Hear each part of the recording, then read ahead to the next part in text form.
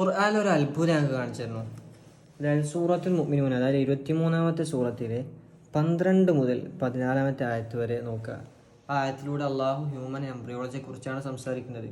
വലഖദ് ഖലഖനൽ ഇൻസാന മിൻ സുലാലത്തിൻ മിൻ തീൻ, മനുഷ്യനെ നാം കളിമണ്ണിന്റെ സത്തിൽ നിന്ന് സൃഷ്ടിച്ചു. അതായത് ആദ്യ മനുഷ്യനായ ആദം നബി അലൈഹിസ്സലാമിനെ. സുമ്മ ജഅൽനാഹു നുത്ഫതൻ ഫീ ഖറാറിൻ മക്കീൻ, പിന്നീട് അവനൊരു ബീജമാക്കി സുരക്ഷിത സ്ഥാനത്ത് നാം വെച്ചു, അതായത് ഗർഭപാത്രത്തിൽ വെച്ചു. സുമ്മ ഖലഖനൻ നുത്ഫത അലഖ, പിന്നീട് ആ ബീജത്തെ നാം രക്തകഷ്ണമാക്കി. ഫഖലഖനൽ അലഖത മുദ്ഗ, പിന്നീട് ആ രക്തകഷ്ണത്തെ മാംസകഷ്ണമാക്കി. ഫഖലഖനൽ മുദ്ഗത ഇളാമ, പിന്നീട് ആ മാംസകഷ്ണത്തെ എല്ലുകളാക്കി.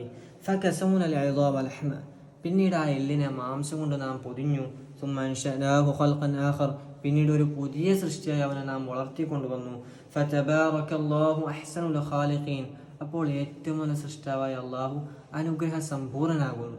സയൻസും ഇതേ കാര്യമാണ് പറയുന്നത്. പക്ഷേ ഹ്യൂമൻ എംബ്രിയോളജിയെ കുറിച്ച് സിസ്റ്റമാറ്റിക് സയന്റിഫിക് സ്റ്റഡി ഡെവലപ്പ് ആയിട്ടുള്ളത് 19th സെഞ്ച്വറിന്റെ അവസാനത്തിലാണ്, അതായത് ഈ അടുത്താണ്. അത് തന്നെ മൈക്രോസ്കോപ്പ് പോലത്തെ ഉപകരണങ്ങൾ ഉപയോഗിച്ചുകൊണ്ടാണ് അവർ ഇത് കണ്ടെത്തിയിട്ടുള്ളത്. പക്ഷെ നമ്മൾ ചിന്തിച്ചു നോക്കുക, 1400 വർഷങ്ങൾക്ക് മുമ്പ് മൈക്രോസ്കോപ്പ് പോയിട്ട് അടിസ്ഥാന സൗകര്യമുള്ള ഒരു ഹോസ്പിറ്റൽ പോലും ഇല്ലാത്ത കാലത്ത് എങ്ങനെ ഖുർആന് ഇത് പറയാൻ സാധിച്ചു?